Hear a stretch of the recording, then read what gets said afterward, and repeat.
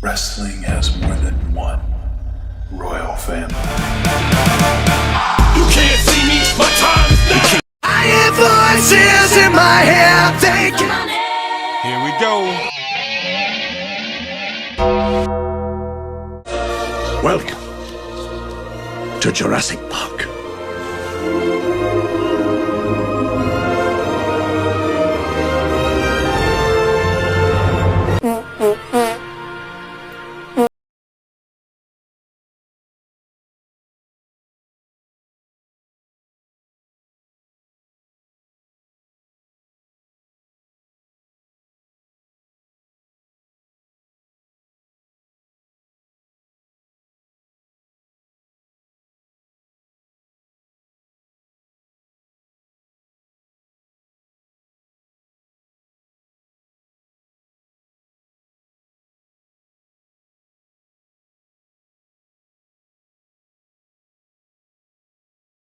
তো ব্যাকল্যাশ তো কালকেরই হয়ে গেছে। তো তোমাদের কেমন লাগলো অ্যাকচুয়ালি ব্যাকল্যাশ? তো আমি যদি বলি, আমার তো পুরো সাধারণই লেগেছে, মানে খুবই সাধারণ সাদামাটা একটা পিএলই বা পিএলই না, স্পেশাল শো বলতে পারো, এরকম টাইপের পিএলই ফিল দেয়নি, কারণ এখনকার স্ট্যান্ডার্ডটাই এরকম। যদিও কাল তো রিভিউ করার সুযোগ পাইনি, আর যা দেখলাম রিভিউ করার দরকারও নেই এরকম শো।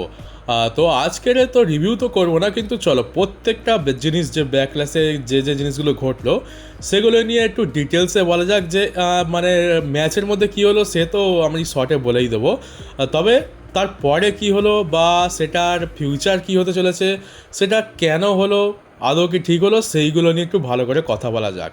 তো চলো প্রথমেই জন সিনার অ্যানাউন্সমেন্ট নিয়ে কথা বলি। ভেবেছিলাম যে ক্লাব ডব্লিউডব্লিউকে নিয়ে কিছু বলবে, কিন্তু এখন তো অন্য জিনিসই নিয়ে চলে এসছে। প্রথমে জিনিসটা কি সেটা বলি।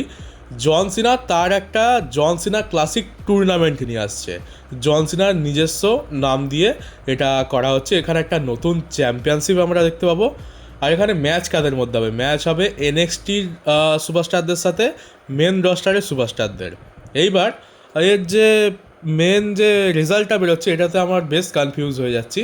তো এটাতে যে ম্যাচ জিতবে সে তো অবশ্যই চ্যাম্পিয়নশিপ পাবে, এটা হওয়ার কথা, কিন্তু বলছে নাকি ফ্যান্সরা ভোট দিয়ে জেতাবে। এমনকি ধরে নাও ফাইনাল ম্যাচ হচ্ছে এনএক্সটি টনি ডি অ্যাঞ্জেলোর সাথে মেন রস্টারের সেথ রলিন্সের ম্যাচ হচ্ছে।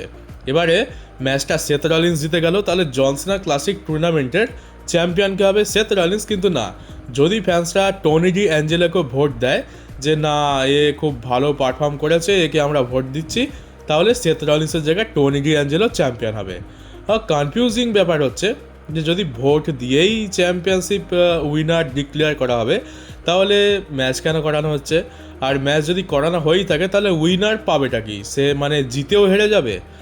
এইটা একটু কনফিউজ তো করছে, বুঝতে পারছি না অ্যাকচুয়ালি কী হবে। এবার দেখো মেন বাস্তব জীবনে কী করছে। বাস্তব জীবনে হচ্ছে যে এটা দেখে কিছু নতুন রেসলিং ফ্যান কিংবা যারা অতটাও ডিটেলসে যায় না, তারা ভাবছে বা জন সিনাকে সম্মান দেওয়া হচ্ছে, একটা নতুন টুর্নামেন্ট আনা হচ্ছে, তার জন্য তারা দেখার জন্য এক্সাইটেড হয়ে আছে। কিন্তু আমাদের মতো যারা ফ্যান্সরা রয়েছে, যারা রেসলিংকে নিয়ে ডব্লিউডব্লিউকে নিয়ে একটু ডিটেলসে ভাবে, তারা কিন্তু এটা নিয়ে একদমই খুশি নয়, তারা এটাকে হেট করছে। বা কারণটা হচ্ছে যে মেন জিনিস হচ্ছে যে জন সিনাকে দিয়ে এরা টাকা এখনও কমাতে চায়, বা জন সিনা যেহেতু রেসলিং করবে না, তাই তাকে হোস্ট বানানো হচ্ছে প্রত্যেকটা শোতে। এবার হোস্ট বানিয়ে সেই ইম্প্যাক্ট পড়ছে না, সেই পরিমাণে টিকিট সেল হচ্ছে না। আর অবশ্যই জন সিনাকে একজন রেসলার হিসেবে আমরা যেরকম দেখেছি, সেইটাই সব থেকে বড় ইম্প্যাক্ট ফেলবে। হোস্ট হিসাবে তো কেউ দেখতেও চাইবে না, ওইভাবে দেখে আমরাই বা কী করবো? আমরা তো এর থেকে ভালো জন সিনাকে সিনেমাতে দেখে নেবো। এবারে ডব্লিউডব্লিউ একটা প্ল্যান বার করে যে ঠিক আছে, জন সিনাকে দিয়ে কিছু করে একটা তো ইনকাম করতে হবে, তো না হয় তার জন্য একটা ডেডিকেটেড এরকম একটা টুর্নামেন্টই অ্যানাউন্স করে দিই, যেটা একটু লম্বা সময় ধরে চলবে। কারণ জন সিনা হোস্ট হলে তো একটা শোয়ের জন্য হবে, কিন্তু টুর্নামেন্টটা আমরা উইকলি শোতে দেখতে পাবো। তো জন সিনার স্মৃতির উদ্দেশ্যে এটা করা হচ্ছে। আর এইরকমই একটা জিনিস আমরা এইডব্লিউতে দেখতে পেয়ে থাকি, যেটা হচ্ছে ওয়েন হার্টের স্মৃতির উদ্দেশ্যে একটা টুর্নামেন্ট। কিন্তু ওয়েন হার্ট তো মারা গেছে, জন সিনা মারা যায়নি, তার উদ্দেশ্যে এখনই এরা এই সমস্ত কিছু শুরু করে দিয়েছে। জন সিনার নাম নিয়ে একটা টুর্নামেন্টই অ্যানাউন্স করে দিয়েছে। এবার এই টুর্নামেন্টটা যেহেতু জন সিনা রিলেটেড, তাই জন সিনার যে ডাই হার্ট ফ্যান্স রয়েছে তারা এইটা দেখার জন্য টিকিট কেটে আসবে, আর অবশ্যই নেটফ্লিক্সে সাবস্ক্রিপশান নিয়ে দেখবে। রেটিংস বাড়বে, তাতে হয়তো রেটিংস বাড়তেও পারে, ভিউয়ারশিপও বাড়তে পারে। তো এটা জাস্ট একটা বিজনেস স্ট্র্যাটেজি, জন সিনার নামকে যা হোক করে তো ইউজ করতে হবে। আর এরা এত নিচে নেমে গেছে যে ব্যাকল্যাশে যে জন সিনা আসছে তার জন্য একটা স্পেশাল মার্চেন্ডাইজ বের করেছিল, যেমন ঠিক তার রিটায়ারমেন্ট ট্যুরেতে প্রত্যেকটা অ্যাপিয়ারেন্সে একটা করে নতুন মার্চেন্ডাইজ বের করতো। জন সিনা স্যুট বুট পরে আসছে, তা সত্ত্বেও তার জন্য একটা স্পেশাল টি শার্ট বের করেছে। তাহলে ভাবো এরা জন সিনাকে দিয়ে কি করে ইনকাম করতে চায়, মানে সব দিক দিয়ে পারলে জন সিনাকে নিংড়ে ইনকাম করে নেবে। এবার স্বাভাবিকভাবে আমার তো যা মনে হচ্ছে এই টুর্নামেন্টটা চলবে হয়তো প্রথম জন সিনার নাম নিয়ে চলবে, চ্যাম্পিয়নশিপটা রিভিল হওয়া অবধি ফ্যান্সদের এক্সাইটমেন্টও ভালো থাকবে, কিন্তু এই চ্যাম্পিয়নশিপের কোনো মানে ভ্যালু তো নেই, আর ফ্যান্সরা বেশি দিন এটাতে ইনভেস্ট করবেও না, এটা শেষ পর্যন্ত হারিয়ে যাবে। যেমন ডাব্লিউডব্লিউই স্পিড চ্যাম্পিয়নশিপ ছিল, যেটা এখন আর দেখতেই পাওয়া যায় না, ঠিক সেরকম এটার আর কোনো দাম থাকবে না শেষমেশ। জন সিনার নাম দিয়ে কোনো জিনিস করানো আর জন সিনার নিজে রেসলিং করা, এর মধ্যে আকাশ পাতাল পার্থক্য আছে। জন সিনার অনেক বড় ভুল হচ্ছে যে রিটায়ারমেন্ট নিয়ে নেওয়ার পরেও ডাব্লিউডব্লিউই কোম্পানির সাথে ডিল সাইন করা, আর এখন জন সিনাকে একজন সেলসম্যান হিসাবে ডাব্লিউডব্লিউই ইউজ করছে। এটা দেখতে আমাদের তো একদমই পছন্দ হচ্ছে না, একদম আমরা দেখতে চাই না। জন সিনা এত সুন্দর রেসলিং ক্যারিয়ার ছিল তার, সেই ডাব্লিউডব্লিউই সবথেকে সাকসেসফুল রেসলার যে সবথেকে বেশিবার ওয়ার্ল্ড টাইটেল জিতেছে, সে হচ্ছে গ্রেটেস্ট অফ অল টাইম। তার রিটায়ারমেন্ট ম্যাচটা খুবই খারাপ গেছে, আমরা ঠিক আছে কষ্ট করে মেনেও নিলাম, কিন্তু তারপর থেকে এই যে হোস্ট বানিয়ে তারপরে তার নামে এইসব আলতু ফালতু জিনিস করে তাকে ডাব্লিউডব্লিউই সেলসম্যান বানিয়ে যে জিনিসগুলো করানো হচ্ছে শুধুমাত্র টাকার জন্য, এইগুলো আমার সত্যিই জন সিনার ফ্যান্সরা একদমই পছন্দ করবে না। আর আমি তো বলবো যে জন সিনার কী দরকার এত ভালো মানুষ হওয়ার, তার এত সুন্দর ক্যারিয়ার ছিল ডাব্লিউডব্লিউইতে, সে একজন হলিউড স্টার, তার তো টাকার অভাব নেই, তাহলে কেন সে এই সব কিছু করতে যাচ্ছে? শুধুমাত্র একটা ডিল সাইন করে নিয়েছে, এটাই হচ্ছে তার ভুল, যার খেসারত তাকে আজকেরও দিতে হচ্ছে। এখন আমি তো বুঝতে পারছি মানে রিটায়ারমেন্ট ট্যুর চলাকালীন তার সমস্ত মান সম্মান তো ডাব্লিউডব্লিউই ডুবেই দিয়েছে, রিটায়ারমেন্ট শেষ হতে হতে সে ট্যাপ আউটও করে নিয়েছে, আর এখন রিটায়ারমেন্ট নিয়ে নেওয়ার পরেও জন সিনার মান সম্মান নিয়ে টানাটানি হচ্ছে। আর এইরকম চলতে থাকলে আর বছরখানেক পর গিয়ে আমরা জন সিনাকে আর দেখতেই চাইবো না, কারণ হচ্ছে যে জন সিনাকে যদি আমরা দেখি কোথাও হোস্ট হচ্ছে বা কিছু স্পেশাল অ্যানাউন্সমেন্ট করছে, আমরা যারা জন সিনার ফ্যান্স আছি তারা বলবে যে না ভাই দরকার নেই, জন সিনা আবার এসে সেই সেলসম্যানের মতো বিহেভ করবে, আমরা ওটা দেখতে চাই না, ওটা আমাদেরকে খুবই কষ্ট দেয়। আর তোমরা জন সিনার এন্ট্রান্সের সময় আর প্রোমো কাট করার সময় দেখবে যে ক্রাউড রিয়াকশন কিভাবে কমে গেছে, এখান থেকেই পরিষ্কার বোঝা যাচ্ছে যে জিনিসটা অ্যাকচুয়ালি ওয়ার্ক করছে কিনা। আর এরপর ড্যান হাউজেনের মিস্ট্রি পার্টনার নিয়ে বলা যাক, তো ড্যান হাউজেনের মিনি ক্লোনকে আমরা দেখতে পাই, একটা ছোট্ট নাটা জোগাড় রেসলারকে এনেছিল। আর কি আমার অডিয়েন্স তোমরা কি বলছিলে, জন সিনা সিএম পাঙ্ক জেলি রোল, তো সে দেখিয়ে দিল ডাব্লিউডব্লিউই নিজের অকাত। আর জেলি রোল আসলেই বা কী হয়ে যেত, ওকে দেখেই বা আমরা কি স্পেশাল ফিল পেয়ে যেতাম, জেলি রোলকে এমনিতে দেখতেই বা কে চায়। তো এটা দেখো একটা ফানি ম্যাচ ছিল, ফানিভাবেই বুক করা হয়েছে। আর এই যে নাম কি, হ্যাঁ ড্যান হাউজেন, মিনি যে হাউজেনকে আমরা দেখতে পাচ্ছি, এ আসলে কে? একে আমরা ডাব্লিউডব্লিউইতে এর আগে বহু বছর আগে দেখেছি, প্রায় 10 বছর আগে। এর নাম হচ্ছে এল টোরিটো, তোমরা এই ফটোটা দেখে চিনতে পারবে হয়তো। সেই একটা ট্যাগ টিম ছিল 2013 থেকে 2016 সাল অবধি দেখতে পেয়েছিলাম, 3 জন ছিল, 2 জন রেসলার ছিল, তাদের কথা তো ভুলে গেছি, কিন্তু একে আমার মনে আছে। এই ষাঁড়ের মতো ড্রেস পরে আসতো, একটা ছোট্ট বাচ্চা রেসলার, ভাবতাম যে তো বাচ্চা, কিন্তু পরে জানতে পারলাম যে মানুষটা আসলে বড়, হাইটটা বাড়েনি। তো ওইখান থেকেই মনে আছে, একটু ইউনিক জিনিস ছিল। তো সেই ড্যান হাউজেনের মিনি ক্লোন হয়ে এসেছিল।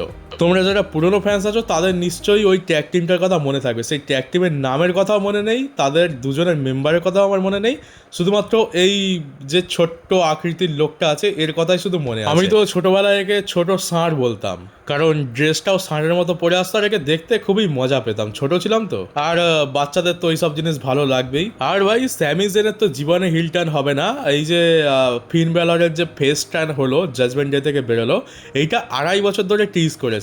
আর এবার স্যামি জেনের হিল টার্নটা টিজ করে করে কত বছর যাবে তার ঠিক নেই। ভেবেছিলাম যে স্যামি জেনের হিল টার্ন তো রেসলম্যানিয়াতে হয়ে যাওয়ার কথা, কিন্তু না, এ হচ্ছে স্যামি জেন, এর সাথে জীবনে কখনো ভালো কিছু হবে না। আর ভালো কিছু হলেও এমনভাবে করাবে যাতে ফ্যান্সরা তার উপর রেগে যায়। তো কালুয়া তাকে হারিয়ে দেয়, স্যামি জেন হতাশ নিরাশ হয়ে বসে আছে। আর কি করবো, স্যামি জেনেরও হয়ে এসছে, আর কিছু করার তো নেই। আর এমনি তো এক এক করে এখন সবাই ডাব্লিউডব্লিউই ছেড়ে চলে যাচ্ছে। আর হ্যাঁ, ম্যাচে তো এমনি কিছু স্পেশাল ছিল না, তবে ম্যাচ শেষ হয়ে যাওয়ার পর একটা ঘটনার কথা বলি, যে লিলি ইয়াটি আছে, এই গাঁজাখোর ল্যাংচা, এ টাকা ওড়াচ্ছিল ট্রিক উইলিয়ামসের ওপরে। তো ওই যে টাকাগুলো ওড়াচ্ছিল $1 আসল নোট ছিল, একটা ফ্যান্সের হাতে গিয়ে পড়ে, সে ফটো তুলে সোশ্যাল মিডিয়াতে দিচ্ছে যে ওটা একদম আসল $1 নোট। হ্যাঁ, তো খুব বড় লোক হয়ে গেছে। $1 মানেই তো আমাদের দেশে এখন প্রায় 95 টাকা। মানে ওইটা যদি আমরা যদি ওইখানে যেতাম, আরামসে আমরা অনেক হাজার হাজার টাকা গুড়িয়ে নিয়ে আসতে পারতাম। তবে যাই হোক, এই বড় লোকদের বড় বড় ব্যাপার। নকল নোটে উড়াতে পারতো, কিন্তু লিলিয়াচি এখানে আসল নোটই উড়েছে। টিকেও দিয়েছে বলে তো মনে হয় না। এরা যা ভিখারি, এরা এমনিতেই টাকা খরচা করতে চায় না, এরা নাকি আবার টাকা ওড়ানোর জন্য লোক দেবে। ওই টাকা যে কটা উড়েছে সে কটা আবার পরে সিকিউরিটি গার্ডের লোকরা তুলে নিয়ে গিয়ে টিকেওকেই হয়তো দিয়ে দিয়েছে। একটা হয়তো ভুল করে ফ্যান্সদের হাতে গিয়ে পড়েছে। টাকাগুলো আদৌ টিকেও নাকি লিলিয়াচি সেটাই তো আমরা জানি না। আর ম্যাচে আমরা ব্যাকল্যাশের শুরুতেই সেথ রলিন্স ভার্সেস ব্রন ব্রেকারের ম্যাচটা দেখতে পেয়েছিলাম। ম্যাচটা সব থেকে বেশি লম্বা চলে, প্রায় 21 মিনিট। তাই আমি তো বলবো যে ভালো করেছে। রেসলম্যানিয়ার মতো করেনি। কম করে রেসলম্যানিয়াতে তো 10 মিনিটও যাচ্ছিল না, ম্যাচ শেষ হয়ে যাচ্ছিল। ব্যাকল্যাশেতে তাও ম্যাচগুলোকে একটু টাইম দিয়েছে, মানে হ্যাঁ অতটাও টাইম দেয়নি, একটু টাইম দিয়েছে, যাকে ওটাই অনেক। তো এই যে ব্রন ব্রেকার সেথ রলিন্সকে ক্লিনভাবে হারিয়ে দেয়। এবার তোমরা বলবে ভিজান তো এসেছিলো, কিন্তু দেখো ব্যাপারটা, ভিজান এসেছিলো ম্যাচের মাঝখানে, সেথ রলিন্স তাদেরকে চেয়ার শট মেরে তাড়িয়ে দেয়। এবার ভিজান আসার ফলে ব্রন ব্রেকার একটা স্পিয়ার তো মারতে পেরেছিল, কিন্তু তারপরে সাথে সেথ রলিন্স কিক আউট করে দেয়। আর কিক আউট করার পর সেথ রলিন্স অনেক টাইম পায়, ম্যাচের এন্ড আসতে তখনও অনেকটা সময় বাকি। সেথ রলিন্স তখন কার্ভ স্টম্প লাগায়, পেডিগ্রি লাগায়, অ্যাভালাঞ্চ কার্ভ স্টম্প লাগানোর টাইম পেয়ে যায়। সেইটাকে ব্রন ব্রেকার নিজের দমে মিড এয়ার স্পিয়ারে কনভার্ট করে, আর তারপর একটা রানিং স্পিয়ার লাগিয়ে সেথ রলিন্সকে হারিয়ে দেয়। তো সেথ রলিন্স পুরো সুযোগ পেয়েছিল, পুরো তার কাছে সুযোগ ছিল যে কার্ভ স্টম্প মেরে ব্রন ব্রেকারকে হারানোর, কিন্তু ব্রন ব্রেকার নিজের দমেতেই ম্যাচটাকে টার্ন করায়। আর ভিজান আর অস্টিন থিওরির সাহায্য অতটাও কাজে লাগেনি। তো এটাকে তো একদিক দিয়ে দেখতে গেলে ভিজান ইন্টারফেয়ার করেছে, কিন্তু ব্রন ব্রেকারের ক্লিন ভিক্টরি বলতে পারো, যে সে তার দমেই হারিয়েছে। যদি সে অ্যাভালাঞ্চ কার্ভ স্টম্পকে মিড এয়ার স্পিয়ারে কনভার্ট না করতো, তাহলে সেথ রলিন্স হয়তো ম্যাচটা জিতে যেতে পারতো। তাহলে তো সেই ব্যাপারই হয়ে যেত যে ভিজান সাহায্য করতে এলো ব্রন ব্রেকারকে, কিন্তু ম্যাচ জিতে গেল সেথ ফ্রিকিং রলিন্স। আর এবারে ঠিক আছে, এটা ব্রন ব্রেকারের ক্যারিয়ারের একটা অনেক বড় জয়। আর পোস্ট শোতে সেথ রলিন্স কি বলছে সেটা শোনো। সেথ রলিন্স বলছে যে আমি ব্রন ব্রেকারের কাছে হেরে গেছি, এবার আমি নিজেই নিজেকে কোশ্চেন করছি যে আমি কি একেবারে সেম সেথ রলিন্স রয়েছি যেটা আমি 12 বছর আগে ছিলাম। হয়তো আর সেটা নেই, মানে সে নিজেকেই কোশ্চেন করছে যে মনে হচ্ছে আমার দিন ধীরে ধীরে শেষ হয়ে আসছে, আগের মতো সেই বেস্ট পারফর্মার হয়তো আমি আর নেই। আমি নিজেকে বেস্ট রেসলার বলতাম, সেইটা হয়তো ধীরে ধীরে হারিয়ে ফেলছে। তো সাধারণত কোনো ম্যাচ হারলে রেসলাররা অপোনেন্টকে হুমকি দেয়, পরের ম্যাচের জন্য প্রস্তুতি নেয়, কিন্তু এখন রেসলাররা ডিপ্রেশনে যাচ্ছে। আর হ্যাঁ, আরেকটা বড় জিনিস যে আস্কা সম্ভবত ডাব্লিউডাব্লিউই ছেড়ে চলে যাচ্ছে, রিটায়ার হয়ে যাচ্ছে কিনা জানি না, তবে আস্কা যা অবস্থা দেখলাম আস্কা চলে যাচ্ছে। তো আস্কা কি হয় যে এত বছর ডাব্লিউডাব্লিউতে ছিল, আর এই যে রিসেন্ট টাইমে যে স্টোরি লাইনটা দেখতে পেলাম, আস্কা কিন্তু একজন ওমেন্স ডিভিশনের বড় হিল ছিল, বড়ভাবে দেখানো হতো না, কিন্তু ইউএসকাইয়ের সাথে যে স্টোরি লাইনটা ছিল, আস্কা কিন্তু একজন বড় হিল। এবার সে ইউএসকাইয়ের সাথে ম্যাচ লড়ে, ম্যাচ হেরে যায়, কিন্তু ম্যাচ হেরে যাওয়ার পর একদম 360 টার্ন হয়ে যায়। ইউএসকাইয়ের সাথে গলায় মিলছে, আস্কা কাঁদছে, হ্যান্ড রেস করছে, ক্রাউডকে থ্যাংক ইউ বলছে, যেন সে গুড বাই বলছে ক্রাউডকে, যেমন ঠিক ব্রক লেসনার বলেছিল। এবার রিটায়ার হয়েছে কিনা সে তো বুঝতে পারছি না, কারণ আস্কা রিংয়ের মধ্যে কিছু রেখে তো যায়নি। আর আমিও ভাই কত বোকা, আমি কি বলছি, একটা ফিমেল রেসলার এমনিতেই এত কম জামা কাপড় পরে, তো রিংয়ের মধ্যে রেখে যাবেটাই বাকি, রাখার মতো কিছু ছিল না।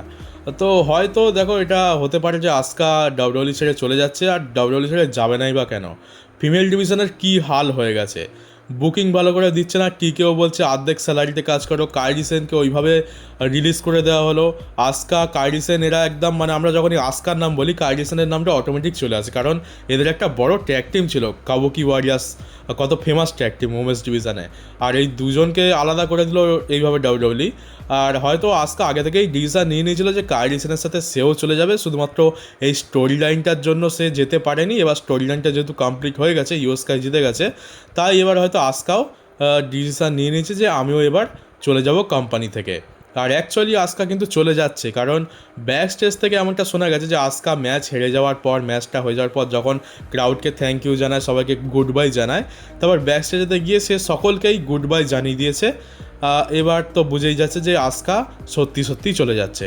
আর এটাকে বলা হচ্ছে সেমি রিটায়ার্ড হয়েছে, মানে এখন ফাইনাল রিটায়ারমেন্ট বাকি আছে, হয়তো আর একবার দুবার হয়তো তাকে আমরা দেখতে পেয়ে যেতে পারি। তবে আসকা চলে যাচ্ছে এটা তো পুরোপুরি কনফার্ম। আর ফিমেল ডিভিশনের যা হাল হয়ে গেছে, ডাব্লিউডাব্লিউইর যা হাল হয়ে গেছে, এক এক করে এবার ধীরে ধীরে সকলেই বিদায় জানাবে, হয়তো অন্য কোনো প্রমোশনে যাবে, আর হয়তো অনেকে এখানেই রিটায়ারমেন্ট নিয়ে নেবে। আর ডেফিনেটলি ব্রক লেসনারের মতো আসকার এই চলে যাওয়াটাও কিন্তু আমাদের কাছে বেশ শকিং, কারণ আসকা এখনো রিটায়ারমেন্টের টাইম তো হয়নি, সে চাইলে এখনো 5-6 বছর রেসলিং করতে পারে। তবে তার চলে যাওয়ার পেছনে আরও বেশ কিছু কারণ রয়েছে, সেগুলো আর এই ভিডিওতে বললাম না, পরের ভিডিওতে না হয় বলবো। আর এবার চলো finally main event, Roman Reigns versus Jacob Fatu. আর ম্যাচটা তো হ্যাঁ হয়েছে, ডাব্লিউডাব্লিউ স্ট্যান্ডার্ড অনুযায়ী ম্যাচটা ভালো হয়েছে। আর কিন্তু ম্যাচে তেমন কোনো ইম্প্যাক্ট ফিল হচ্ছিল না, কারণ স্টোরি ফ্যান্সরা খুঁজে পাচ্ছিল না। এবার কী হয় যে ম্যাচের মধ্যে জেকব ফাটু তো হেরে যায়, আমরা জানতাম যে জেকব ফাটু জিতবেও না, জেকব ফাটু ম্যাচটা হেরে যায়। আর অবাক করা বিষয় আছে যে ম্যাচটা স্পিয়ারকে হেরে গেল, কিন্তু তার ঠিক 10 সেকেন্ডের পরেই হয়তো ওরকমই টাইম হবে, জেকব ফাটু তাড়াং করে ওঠে আর রোমান রেন্সকে টোঙ্গা ডেড লকে ফাঁসিয়ে দেয়, রোমানের ওপর খুবই জোরদার অ্যাটাক করে। আর রোমান এই যে গলা টিপে ধরছে, এটা ম্যাচের মধ্যে যখন ধরছিল তখন তো আরামসে ছাড়িয়ে নিচ্ছিল, কিন্তু এই ম্যাচের পরে যখন ধরে তখন রোমান আর ছাড়াতে পারছে না। মানে এরা ঠিক করে সেল করছে না, নাকি ডাব্লিউডাব্লিউ সেল করাচ্ছে না, এমন মনে হচ্ছে যেন জেকব ফাটু স্পিয়ারকে হারেনি, রোল করে পিন করে হেরেছে, তাই জন্য একদম ম্যাচ শেষ হওয়ার সঙ্গে সঙ্গেই তার এনার্জি ফিরে এসছে আর সে রোমানের উপর অ্যাটাক করে দিয়েছে। মানে কিছু তো সেল করো, যেমন কোডি আর র্যান্ডি অর্টনের ক্ষেত্রে বলি, র্যান্ডি অর্টন ম্যাচ হেরে গেছে, কোডি চ্যাম্পিয়নশিপ দিন দিয়ে হারিয়ে গেছে, বেশ কিছু সময় পর র্যান্ডি অর্টন রিকভার করে এসে আর কেউ মারে, কিন্তু এইখানে সঙ্গে সঙ্গেই জেকব ফাটু একদম হিট হয়ে যায় স্পিয়ার খাওয়ার পর। জেকব ফাটু কম করেও 1-2 মিনিট পর আসতে পারতো, রোমান রেন্স পুরোপুরি সেলিব্রেট করে নেওয়ার পর। তো এখানে সেল করেনি, টাকলা একটু বেশি বুদ্ধিমান, তাই এরকমভাবে বুক করে। এটা দেখো সত্যি ইলজিক্যাল লাগে, জেকব ফাটুকে যদি স্পিয়ার মারার পর জেকব ফাটুর এমনই অবস্থা হয়ে যায় যে সে নড়তে চড়তে পারবে না, কিক আউট করতে পারবে না, তাহলে তার রিংয়ের মধ্যেই পড়ে থাকা উচিত ছিল, কিন্তু না, সে কিক আউট তো করতে পারলো না, কিন্তু ঠিক তার 5 সেকেন্ড পরেই সে উঠে দাঁড়িয়ে পড়লো। আর শুধু দাঁড়ালো না, তাকে যে স্পিয়ার মেরে হারিয়েছে তার একেবারে ব্যান্ড বাজি ছেড়ে দিল। তো এটা কোনো দিক দিয়ে কি লজিক্যাল মনে হচ্ছে তোমাদের? তো যাকে কিছু মানে বুক তো ভালো করে করেনি এন্ডিংটা, তবে এখানে জেকব ফাটুকে আপার হ্যান্ড দেওয়া হয়েছে যে দেখো জেকব ফাটু ম্যাচ হেরেছে তো কী হয়েছে, র্যান্ডি অর্টনের মতোই জেকব ফাটু কিন্তু স্ট্রং। আর এটা আমি বলবো যে জেকব ফাটুর ক্ষেত্রে ঠিক আছে, কারণ দেখো রোমান ভার্সেস জেকব ফাটু এটা কোনোভাবেই হওয়ার কথা নয়, যেখানে জেকব ফাটু রোমানকে হারিয়ে টাইটেল জিতবে। এটা যদি হতো তো ডিজাস্টার হতো, one of the most shocking movement হতো। তো রোমান রেন্স জিতেছে সেটা একদম ঠিক আছে, জেকব ফাটু খুবই স্ট্রং রেসলার হিসাবে তাকে দেখানো হয়, তাই তাকে আপার হ্যান্ড দেওয়া হয়েছে। তো আমি বলবো এইখানটায় এটা একদম পারফেক্ট, শুধুমাত্র 1-2 মিনিটের একটু গ্যাপ দিতে পারতো, তাহলে আরও বেশি পারফেক্ট। আর টাকলার তো এখন রীতিনীতি হয়ে গেছে যে কেউ যদি হেরে যায় ফ্যান্সরা গালাগালি দেবে, তাই ম্যাচ হয়ে যাওয়ার পরে সে চ্যাম্পিয়নের উপর অ্যাটাক করবে, যার ফলে ফ্যান্সরা বলবে যে হা খুব ভালো করে বুক করেছে। আমাদের টাকলা চাঁদ বদনির তো আর কোনো দোষই নেই।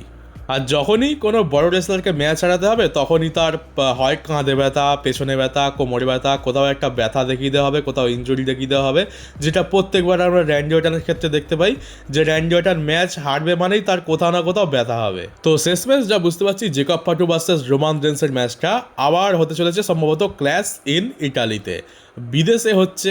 তো টিকিট কামানোর জন্য একটা বড় ম্যাচ তো চাই, তো নাও রোমান ভার্সেস জেকব ফাটু আবার করিয়ে দাও। আর রোমান এই ম্যাচটা হয়ে যাওয়ার পরে যখন তাকে চোখমি রেডি করে দিয়ে চলে যায় জেকব ফাটু, হ্যাঁ বলি জেকব ফাটু তো অফিসিয়ালসদের ওপরেও অ্যাটাক করেছিল, যেমনটা ঠিক র্যান্ডি অর্টন করেছিল। তো হ্যাঁ খুব ভালো ফরম্যাটে যাচ্ছে ডাব্লিউডাব্লিউ। আর রোমান পরে যখন যাচ্ছিল র্যাম্প থেকে, র্যাম্পের কাছে সে দাঁড়িয়ে মাইকেতে মানে ইন্টারভিউ নিতেছিল, তখন বলে যে জেকব ফাটুর আজকেরই হচ্ছে লাস্ট নাইট এই কোম্পানিতে। স্টেটমেন্ট তো দিয়ে দিয়েছে, কিন্তু ওটা শুধুমাত্র ইম্প্যাক্ট বাড়ানোর জন্য করা হয়েছে। লাস্ট নাইট মানে কি, সেই আগে যে ওরকম দেখতে পেতাম লাস্ট নাইট মানে তোমার একেবারে মানে ধরো কেউ রোমান রেন্সের এগেনস্টে লড়ছে আর রোমান রেন্স বলে দিল আজকেরই তো লাস্ট নাইট, তো ব্লাড লাইন মিনে তাকে এমনভাবে মারবে যে সে ইনজয়েড হয়ে যাবে, এরকম টাইপের দেখানো হতো। কিন্তু জেকব ফাটুর ক্ষেত্রে সেসব কিছু তো হলো না, লাস্ট নাইট বলে তো দিয়েছে, কিন্তু জেকব ফাটু এখন আরও অনেক নাইটই তার সামনে থাকবে। মানে শুধু ব্লাড লাইন যে জিনিসগুলোর জন্য ফেমাস ছিল সেইগুলো টাইম টু টাইম দেখাতে থাকো, ব্যাস ফ্যান্সদের তো ওখানেই অর্গাজম হয়ে যাবে। তো এই তো ছিল পুরো ব্যাকল্যাশ। আর ব্যাকল্যাশের পরে কি হতে চলেছে সেটাও মোটামুটি আন্দাজ করতে পারছি। ডাব্লিউডাব্লিউ এককালে বুলেট ট্রেন ছিল, এখন আমাদের ভারতের মালগাড়ি হয়ে গেছে, এগোতেই চাইছে না। আর এবার দেখা যাক যে পরবর্তী র স্ম্যাকডাউনগুলোতে আমরা কি দেখতে পাই। অ্যাকচুয়ালি যেরকমভাবে ব্যাকল্যাশেতে দেখানো হচ্ছে সেরকমভাবে কি স্টোরি লাইন কন্টিনিউ করা হয় নাকি টাকলা আবার সব ভুলে গিয়ে একটা নতুন কিছু স্টার্ট করে। তো চলো আজকের ভিডিওটা এখানেই শেষ করি, বেশ লম্বা হয়ে গেল অ্যানালাইসিস করতে করতে। ভেবেছিলাম যে 2টো ভিডিও বানাবো, তবে না, আরও একটা ভিডিও আসছে সন্ধ্যেবেলায়। তোমরা আপাতত এই ভিডিওটা দেখো, সন্ধ্যেবেলা একটা নিউজ ভিডিও আসবে। আর যারা নতুন তারা চ্যানেলটাকে অবশ্যই সাবস্ক্রাইব করে নোটিফিকেশন বেলটিকে অন করে দিও, আর পারলে শেয়ারও করে দিও ভিডিওটাকে। তো চলো দেখা হচ্ছে পরবর্তী একটা নিউজ ভিডিওতে।